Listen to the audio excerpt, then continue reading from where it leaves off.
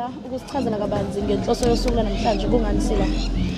Asithokoze kakhulu sihlangene la ku-IDP Roadshow okuyiyona esibophezela ukuthi uma ngabe siqalisa ibudget kufanele ukuthi okokuqala size emphakathini.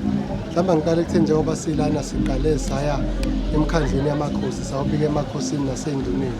Namhlanje-ke sibika lana-ke emphakathini ongaphansi kwenkosi yakwamthethwa umthiyane kanye nasebathenjini.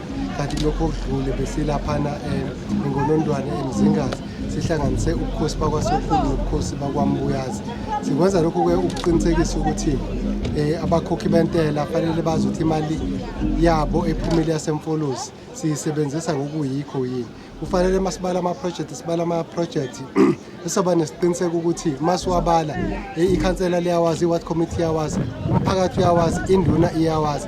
Yingakho kungasukumi nanoyedwa athi kodwa ngiyakuzwa uyayibala iproject kodwa siyazi thina emuva. Yingoba siyasenza isiqiniseko ukuthi umphakathi yinduna amakhansela ward committee baba yingxenye sisaplena uvumelana ngama-project. Sizokwenza lokho ukuthi batshele ukuthi-ke ku-2024 2025 iwona maphi ama-project esizowenza nesesiqalile-ke ukuba siwenze lawo ma-project. Sizile la uMhlonishwa ekhala kakhulu ngendaba ye-GBV endaweni yaseMfolozi. Mhlawumbe ngela ukubheka iy'balo zithini nokuthi-ke yini la uMhlonishwa abayenzayo ukuze bakwazi ukulwisana nalesi sihlalo.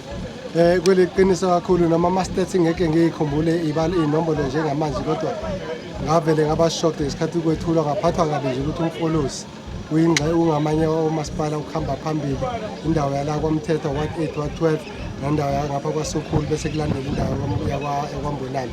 Lokho kukodwa kuthe makungethusa sasesibuya sohlala phansi ukuthi kambe-ke yini okumele siyenze njengoba sisho-ke ngokubambisana nama-NGOs akhona nama-stakeholders la siyakhona emphakathini senza okokuqala sesiqalile njengoba sikhuluma nje sikukhuza ukuthi sonke sibambisane kokunye kokungenelela.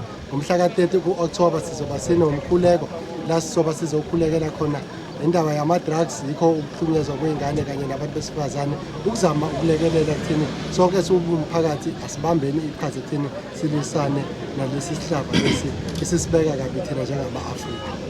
Mhlonishwa la siye sahambela endaweni yakaSokhulu siyazi ukuthi la mgwaqo awukho ngaphansi kwenu kodwa ngokukhathela umphakathi owahamba wayobheka. Mhlawumbe nje mangase usibeke esithombeni la mgwaqo asikuwona sibona ubhedlika uvaleka lapho mhlawumbe ngokulandelela sibewakhile la abantu nibewakhona noma mhlawumbe nina ukubhekela umphakathi wenu ikuphi okwenzakalayo ngawo. Uhulumeni uyigaba intathu, local government omasipala, iprovince, unational. Lezi gaba ezintathu kunemithetho esilawulayo ukuba umuntu agcina sehamba kulayini ongesiwona wakhe.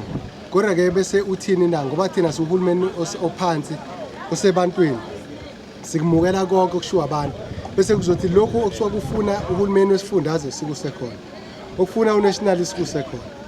Umgwaqo loyana udinga oka-DOT provincial so sisakuthatha sakudlulisela eminyangweni wezokuthutha sinethemba ukuthi khona abazokwenza. Kodwa-ke sathi ngenxa ukuthi-ke bekungaphesheya nongaphesheya umgwaqo ububeka abantu engcupheni singenelele njengomasipala sazama ukuthi kube nenkwalo esihambisa khona ukuze umonakalo ungaqhubeki uye phambili. Nginethemba-ke njengoba abantu sebevotile kabusha ngaphansi kobuholi bukaMphemba uGodide oprima waKwaZulu Natal bese sibonile ukuthi ngempela izinto esimphathise zona uyakwazi ukuthi ayibukele eduze. Sinethemba ukuthi ngokubambisana noMhlonishwa uDuma kukhona okuzokwenzeka.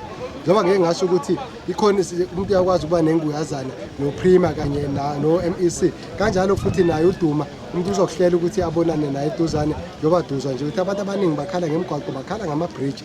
Yizo zonke lezo zinto lezo sizakuthatha sikudlulisele kuwo umnyango wezokuthutha ukuze sibone indlela eya phambili.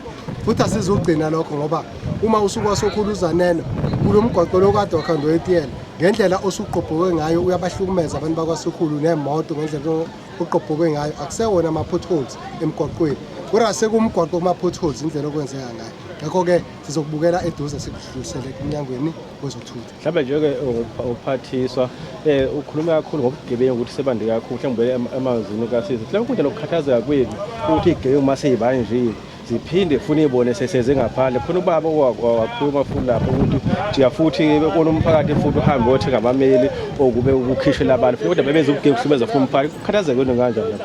Sikhathazeke kakhulu ngobugebengu. Ikakhulukazi ubugebengu akufunakali ukuthi bube inkombankombane nje bade ngisho ngithi amaphoyisa, induna, ithina mphakathi, ama-stakeholders kufanele sibambisane sonke ngoba ubugebengu benza ukuthi intuthuko ingahambi abantu bengasizakali. Ngakho-ke simisele somasipala waseMfolozi ekutheni sibambisane namaphoyisa ukulwisana nobugebengu. Ukukhuluma ngakho nje la abantu behlangene sithumela umyalezo kungokunye ukuthumela umyalezo ukukhombisa ukuthi siyabambisana namaphoyisa. Njoba nawo kade sisho bekhona abanye ade bewamele ukuthi nabo futhi siyacela nabo oza kwabo laba abanye sibabona ngekhathi ezithize behlangane negebengu nabo futhi ababuye emuva boxoxa bodwa njengoba nathi ade sixoxa nomphakathi ukuthi siyeza nendlela esixazululo nabo futhi abahlangane ukuze sikwazi ukuqeda ubugebengu. Mhlawumbe Mhlonishwa ukubheka nje la siyazi ukuthi kunentethi amaqembu akhona nje manje asebenza ngokuhlanganyela kwi-General Youth. Mhlawumbe shongololo iziphi ingqinamba enibhekana nazo for ukusebenza namaqembu ahlukahlukene including NC and FIP and staff. Mhlawumbe iziphi ingqinamba obhekana nazo wena as-leader emphakathini okanye kwi-cabinet yakho? Well i-GNU uNkulunkulu wasebenzisa noma abavoti uNkulunkulu wasebenzisa abavoti ukuthi bahlanganise abantu base-South Africa ngoba mawusulapha kwi-GNU awusakwazi ukuthi uthi umele iqembu lakho ngoba sonke simele umphakathi samaqembu abambisene. Mina ngingathi nje abukho umzimba amakhansela aseMfolozi sibambisene nawo khona ukubambisana into esibeke phambili ukusizakala komphakathi ngeke uze kuthiwa amakhansela aduba ikhansela noma kwenzakaleni njengoba ungizwa nami ngiyaqinisekisa nami ukuthi basifaka intuthuko sifaka kuwo wonke amawadi ngale kokubheka ukuthi ikhansela lawadi lingelani i-GNU nami engafisa ekuhamba amazwi kamongameli wethu uBulawayo ukuthi i-GNU ikhona for 5 years. Mhlawumbe shongololo uyibona mntwana uliphinde ihlandla lesithathu lesibili.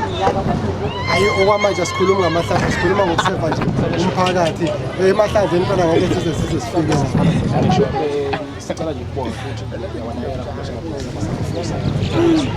kunohlelo lapho okusempeleni kuningi esizama ukwenza Mfolozi. Sizoba nohlelo nje lokuqeqesha osomabhizinisi ngoba sifuna ukuthi lolo hlelo lolo maqala ngomsombuluko wonke umuntu bese sigabene esilinganayo ngoba khona omunye usomabhizinisi wazi ukuthi ume ne-CK athi ayisenginalo ibhizinisi kanti ziningi izinto kufanele zenziwe lapha kufanele uregister ko-SARS intela kufanele uregister endaweni eningi ukuze aqualify ukubhida kanye nabanye abantu so ilolo hlelo kwelasiyolekelela khona abantu ukhona futhi nomunye esibenzayo yokulekelela intsha kunentsha ewu-50 esakhuluma ngayo sayithula ukuthi silekelela ama-drivers license. Ngiyajabula ukusho ukuthi iningi labo sebewatholile ama-drivers license asezendlini kodwa-ke sizolenza futhi uhlelo lokuba-ke sizowahandover ngokusemthethweni. Ngakho-ke osomabhizinisi abantu abasha uma sithi sibabeka eqhulwini sikwenza ngezenzo hayi ngokukhuluma.